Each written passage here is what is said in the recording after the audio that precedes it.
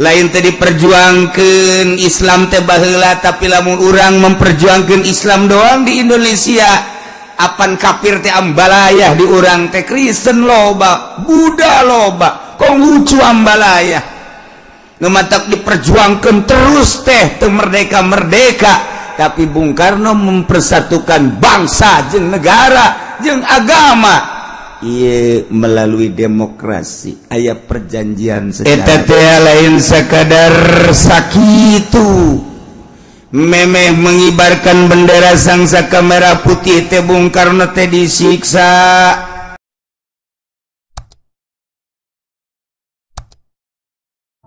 di Indonesia mana mun urang nyaritakeun tentang syariat di negara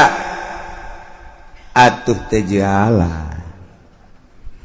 lantaran di Indonesia mah negara urang negara Republik Indonesia lain negara syariat negara demokrasi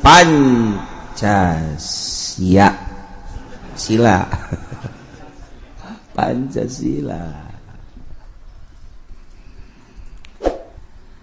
lamun urang bertanya-tanya kunaon si di Indonesia teu make Al-Qur'an teu make syariat tanyakeun ka leluhur urang dijajah ku Belanda 350 tahun dijajah urang ku Inggris kemudian ku Jepang diurang iya negara jajahan lila lamun berabad-abad negara urang dijajah lain teh diperjuangkeun ti baheula diperjuangkeun tetapi alhamdulillahirabbil alamin pada tahun 45 negara urang dimerdekakeun jadi kuari geus merdeka negara urang teh alhamdulillahirabbil di bawah bendera sangsaka merah putih anu jadi peloporna ialah Bung Karno hebat Bung Karno eta teh lain sakadar sakitu memeh mengibarkan bendera sangsaka merah putih teh Bung Karno teh disiksa Bung Karno teh disel lain Bung Karno bae berikut jelema-jelema nu memperjuangkeun Republik Indonesia geus puguh kolot-kolot urang manu diseret anu dihukum picis teh nyahoun budak kuari hukum picis hukum picis mah disuat teh dipaehan terus diboledehan dicoel make peso di gitu-gitu make jeruk nipis ya itu hukum picis garara baheula teh samaru kumaha Masya Allah memperjuangkeun negara teh datang ka kos kitu kudu dibuka kembali diungkap kembali sejarah Republik Indonesia terutama ku DPR ulangan nyomotan hasilna doang ulangan saukul comot am deule leluhur urang atuh baheula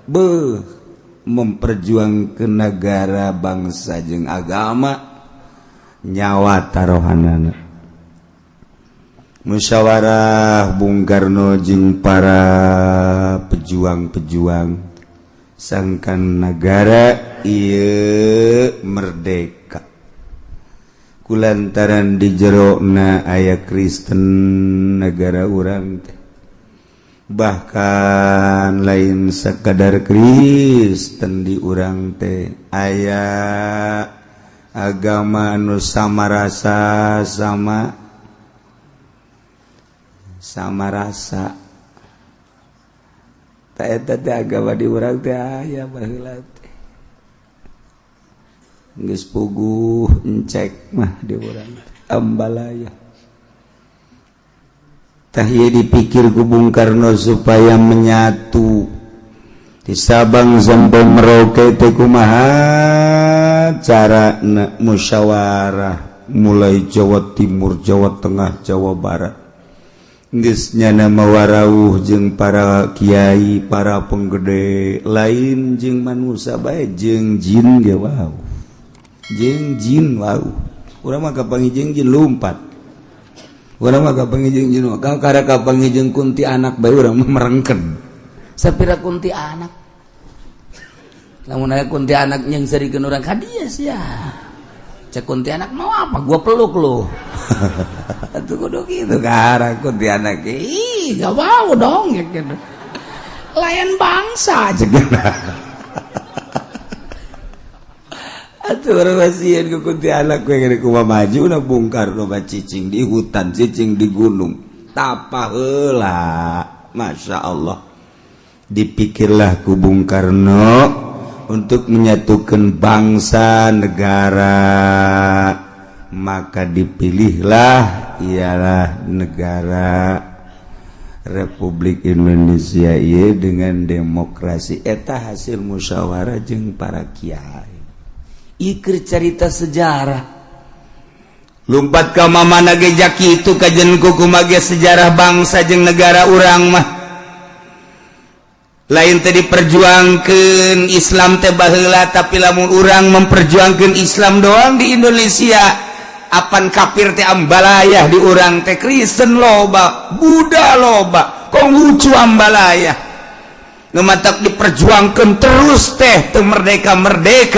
tapi Bung Karno mempersatukan bangsa jeung negara jeung agama. Iya melalui demokrasi. Aya perjanjian secara rahasia jeung Inggris. Aya perjanjian secara rahasia jeung Belanda. Aya perjanjian secara rahasia jeung Jepang. Eta mah teu meunang dikemukakeun tama perjanjian rahasia eta mah kecuali engke lamun geus mendesak karek dibejakeun. Ieu mah supaya nyaho bae. Kos kumaha cenah perjanjian ngaranna ngabejakeun. Teu wali asalnya hobaya bahwa di Indonesia teh perjanjian jeung Belanda. Di Belanda teh geus tertulis ketika perjanjian tersebut teh ieu dirumpak deui ku Indonesia nyerang deui. Ketika perjanjian tersebut jeung Inggris ieu dirumpak Inggris bakal nyerang deui. Ketika perjanjian jeung Jepang eta ieu perjanjian naon moal dibejakeun teh ngaranna lain rahasia tuh. Sia mah bloon. Ieu mah ngabejakeun supaya jauh urang teh kuduna paham tentang berbangsa, bernegara, beragama di negeri pertiwi Indonesia. Sakadar sakit. Masya Allah siga ade. Aya perjanjian khusus. Mentek didelekeun moal merdeka saat eta lamun perjanjian aya perjanjian nu tertulis di sejarah aya nu perjanjian tertulis bisa dibaca ku bangsa aya perjanjian nu teu meunang dibaca hanya orang-orang tertentu. Bisa kitu amat gitulah negara urang jeung negara batur ge kitu bae sebab moal pati-pati Belanda ngajajah ka urang lamun di negara urang eueuh potensi garong ge garong deuk naon ngagarong jalma miskin moal aya nu mantak digarong di ditu aya garongeun nu mantak eta dibegal aya janga begalna kitu mah nyana mas teu boga duit teu gablek cincin ge teu make baju udut baju ge jore jasa cak copet deuk naon nu dicopet ieu ge mah amankeun nu kos kitu mah geus liwatkeun negara nu madak dijajah ku Belanda aya nu dipake kahayang ku Belanda cek Bung Karno sarua jeung lamun aya hiji keluarga nu nomor kahiji dibere kadua dibere katilu dibere kaopat teh dibere ieu nu bakal berontak engke dina di keluarga di tengah-tengah kampung aya anu usaha-usaha maju mobilna boga dan lain sebagainya tapi orang sekitar eta teu pernah ngasaan deleukeun kenya nyen komplotan ka batur engke bakal diserang batur nu nyerang nyana anu jadi cocolokna kajen kumaha kitu sebab ieulah potensi garong ka dieu tah nagara ge kitu bae mentek Irak diserang teh aya nu dipake kahayang ku Amerika Yaman diserang aya nu dipake kahayang ku Amerika sanajan ku ari kadeleuna Saudi Arabia di tukang nama tetep bae Amerika bae mantak Turki diserang aya nu dipake kahayang ku Amerika nah Bung Karno baheula kahayang Belanda Inggris potensi-potensi nu aya di Indonesia nyelundup ka ditu supaya merdeka jagona Bung Karno musyawarah unik ya Bung Karno ketika Bung Karno aya di Belanda di Indonesia aya eta nu hesena urang lamun bisa kos kitu nyandung bae urang mah terus supaya ulah kajawan kuno kolot udah mah kos kitu bae pan bisa kos kitu teh pake nyandung urang mah ye aya nu ngabejaan neng ulah ngeunah kurang haji nyandung deui kala di Belaraja iraha ji bae aya di dieu ieu mah lain lalagaan kula nyaho di ditu nyandung data yang terpercaya unggal pejang ngeukepan kula bae aya bae pake nyandung orang bener di itu nyandung tuh mantap mau libere ilmu kos gitu ku Allah mal ini kalau mal mere kos gitu jangan perjuangan eta doang lah sawah mencong teu beres ieu keur carita nu mantak aya organisasi NU eksis di negara emang kumaha gitu aya perjanjian Kiai Hasyim Asy'ari baheula jeung Bung Karno tentang mempersatukan bangsa jeung umat ulah dikira didirikan NU pada tahun 26 teh aya perjanjian untuk mempersatukan bangsa negara ngan nyana dibentuk satu organisasi sosial keagamaan NU Nahdlatul Ulama moal dicaritakeun terlalu dalam NU ngan ulah kaget lamun NU banserna huru-hara Indonesia banser kita ngajagaan masjid teu kaget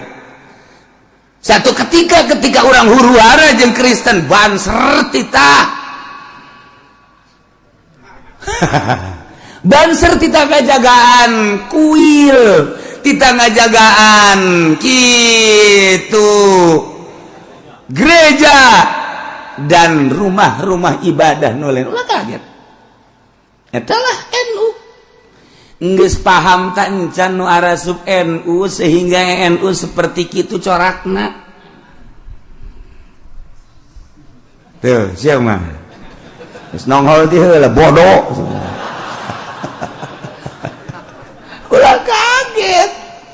ulah kaget lamun NU teh dijadikan garda ku presiden lain Jokowi bae mun ngajadikeun bahwa NU akan dijadikan garda di negara Indonesia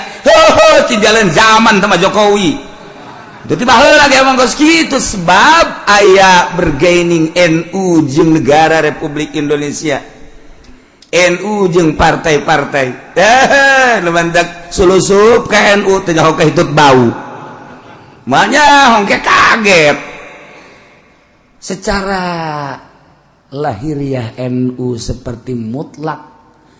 organisasi sosial keagamaan tetapi praktekna kok lain ieu nu kudu dikaji ku otak bangsa Indonesia Ki Hasyim Asy'ari lain jelema leutik Kiai Wahab lain jelema leutik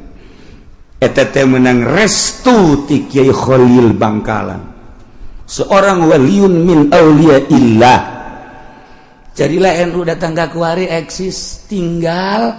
nu nyekel NU mampu tante bener je tante sakitu kepemimpinan dia kok NU kieu kepemimpinan dia kok NU kieu nah kuari lamun urang neuleuh perkembangan NU memilih ketua naga manis silih jotos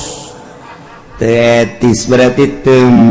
teu bener teu nyaho kana asli na NU kula nu diuk bae di imah ge nyaho nu mantak Gus Dur datang ka desa babara kali ngobrol secara umum kitu secara khusus aya jeung kula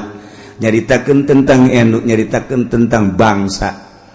Ieu lain lalagaan di Indonesia mah ketika urang dek ngayakeun naon ingat leluhur urang diseret, dibunuh, dihukum picis dan lain sebagainya untuk memerdekakan bangsa, untuk memerdekakan negara Republik Indonesia. Dipilihlah ieu negara teh negara demokrasi teh sembarangan menyatu dasih sabang sampai Merauke teh lain lalagan satu suara merdeka. Kristen merdeka, Buddha merdeka, Islam geus puguh mayoritas merdeka.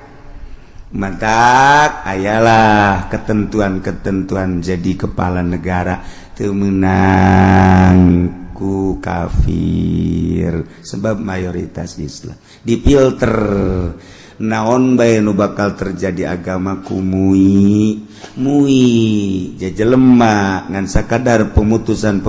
unggul disodorkeun sodoran ti NU rujukan NU Bahsul Masail Minhaj Tufah Raudhah Ahli Sunnah wal Jamaah eksis negara Indonesia kok kuari berani sih mengatakan tolak tilu jadi hiji ti mana panyokotanana. Kok berani sih anak angkat bisa ngawaris di mana panyokotanana berarti acak-acakan negara Indonesia. NU nate eksis apa muina anu menyangkal. Iyalah jadi pertanyaan seperti etala struktur negara urang secara global. Tenang urang hirup di Indonesia teh kudu maca kitab asal maca clipping NU geus sarua sebab panyokotanana ieu ti Minhaj Tufah Raudhah nihayah ti dinya meunang nyokotna. Dibejakeun rujukan NU itu adalah 4 kitab Nihayah, Tufah, Raudhah, Minhaj sakitu. Geus teu sanksi deui ketika aya keputusan-keputusan NU clipping tahun sekian muktamar di anu iyalah mubatul masailna geus ararangeus tentang donor mata, donor kitu jantung, tentang tulang dan lain sebagainya geus dibahas ku NU teu jalan ka dieu mah ka Banten. Naon sebabna di Banten mah lain nyaritakeun Bahsul Masail.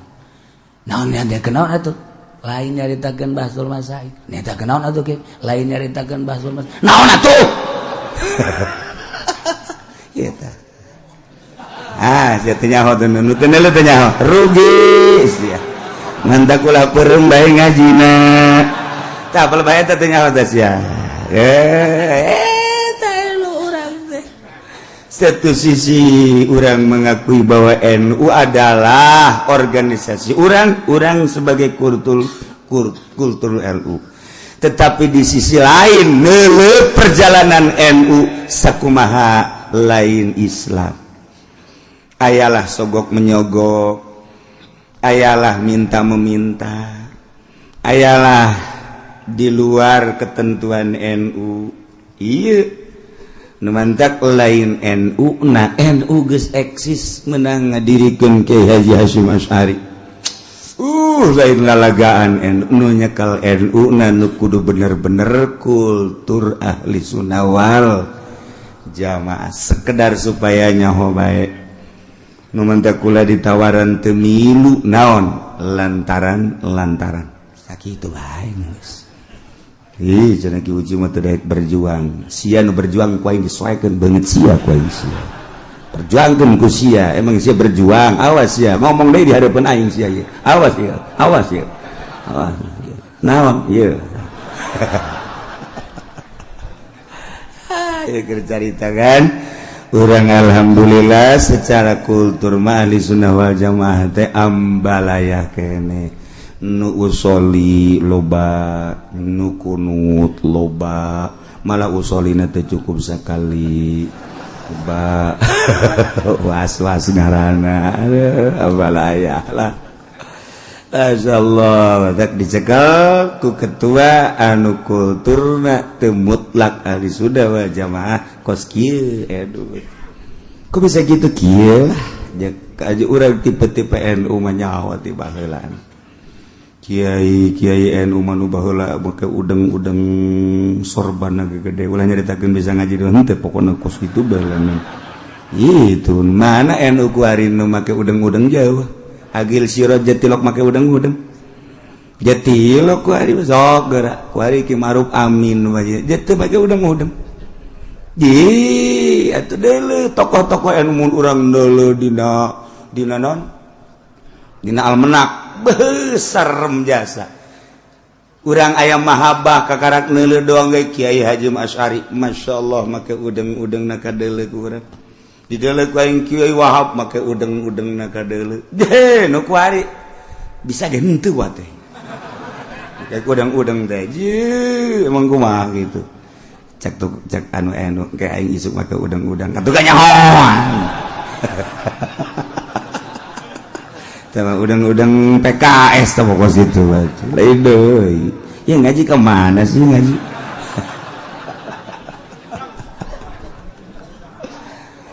ikir nyaritakeun bugot di negara urang negara demokrasi aya aturan-aturanana bahwa kekuatan diserahkan terhadap rakyat sebab kepala negara benang memilih rakyat bahkan kebablasan milihna nu buta ge milih bae nu torek ge milih bae nu gering ge milih bae teu nyaho bakal kumaha kahareupna padahal nu milih mah nu boga wawasan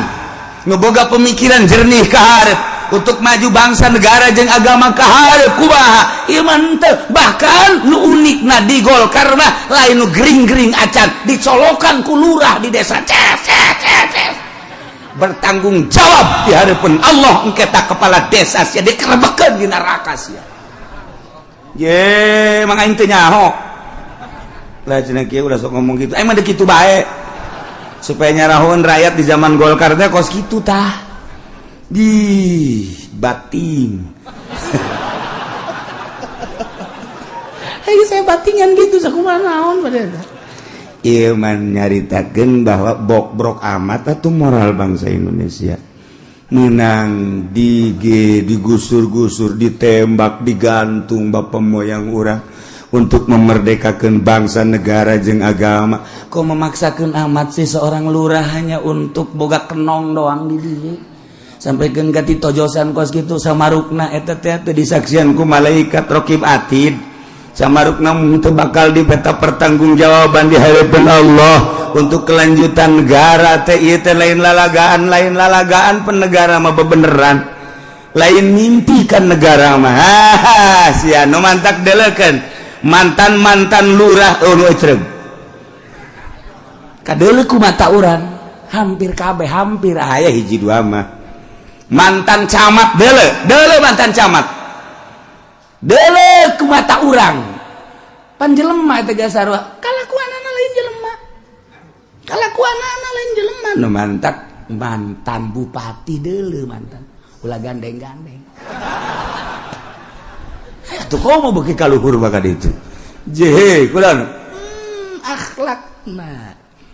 teh ieu nu mantak urang ngomong kitu urang bangsa Indonesia urang mencintai negara urang memperjuangkan negara jeung bangsa jeung agama di sisi lain aya anu ngarusak karena kelangsungan negara nah ieu nu kudu ku urang diperhitungkeun sing harade nu keur caricing di dewan awas ingat ka leluhur urang ulah men comot am fungsikeun ka mana mistina urang ulah kena keur jadi bupati jadi gubernur komo jadi presiden sakahayangna ingat leluhur urang nang para kiai teteh musyawarah lain lalagaan eta teh nu mandak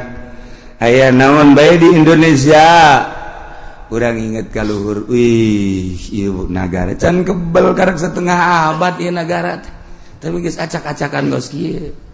nah ketika pemerintah tengah jalankeun aturan-aturan nu geus dibuat di sebuah negara kemudian aya jelema anu keheul jeung boga kekuatan nyieunlah kelompok untuk menegur pemerintah tersebut kelompok diperkuat kuat ngaranna bugot khususnya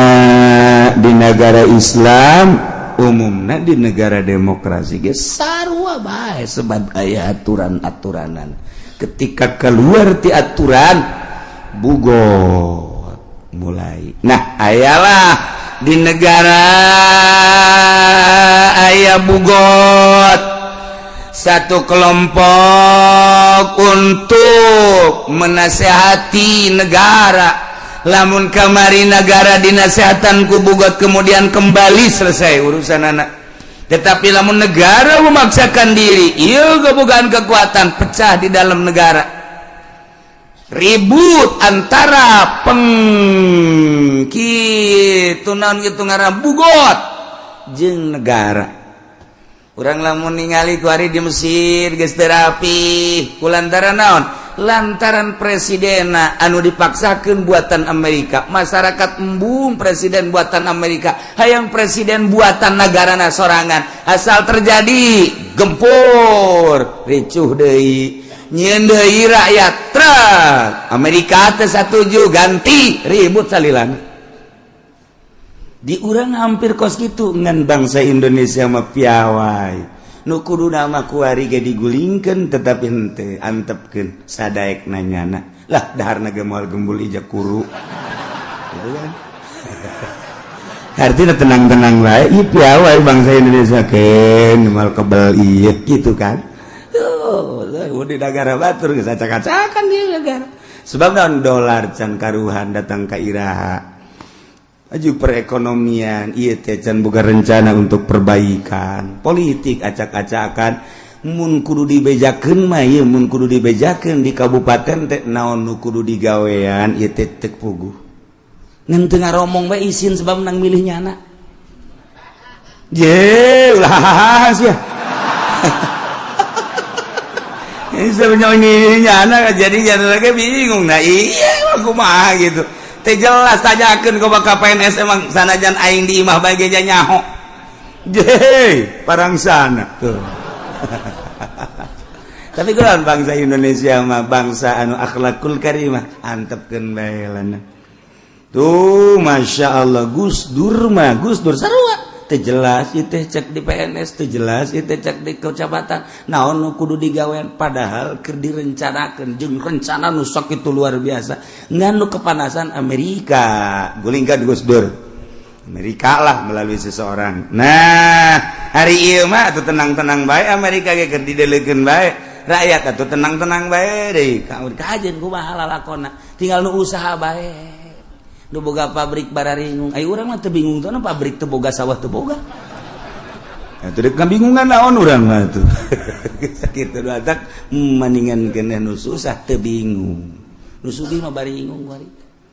bingung cenah bakal kumaha ieu perusahaan urang Cina-Cina ge geus boga gulung tikar ambalaya loba nu geus dirumahkan anu dirampingkeun tina 8.000 jadi 3.000 karyawan teh berarti kan geus lain lalagaan parahna nu tina 8.000 anu 2.000 karyawan teh aya tinggal 1.000 aya nu dilambatkeun udah enggak usah masuk luh lah katanya teh geus ambalaya berarti kan teh jelas perekonomianna nah ieu bugot keur carita bugot aya di sebuah negara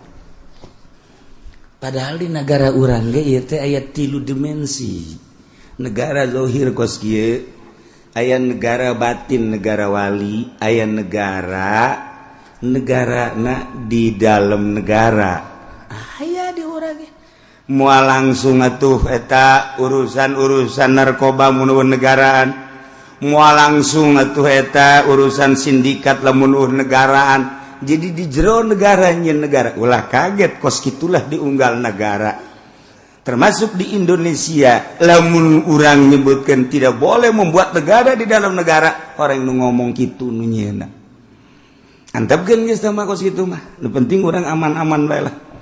nah ieu mah bugot secara zahir lain negara nu eta mah neangan pengaman jadi nyana secara zahir make bintang 7 secara batin teh bintang eta lah digunakan untuk menjadi eta mainnya di jero negara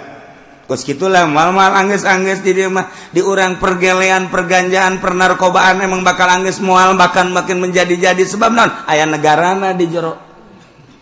geh mantak urang mah mending nasehatan anak urang we jeng sing ade jeng ulah siar mun mabok sakalian paeh bae ceng ya tak kolot pohara jasa da ieu lah negara urang asalnya bae supaya urang hati-hati urang teh bangsa Indonesia cicing di Indonesia lahir di Indonesia bahkan nu paling ditakuti ku orang luar pembelaan bangsa terhadap negara anak ieu nu ditakuti Indonesia emang kumaha gitu di Indonesia mah di Indonesia mah tuh kadeuleuan ku urang luar negeri aya huru hara geus golok dikeu ge nyong menang nyong eleh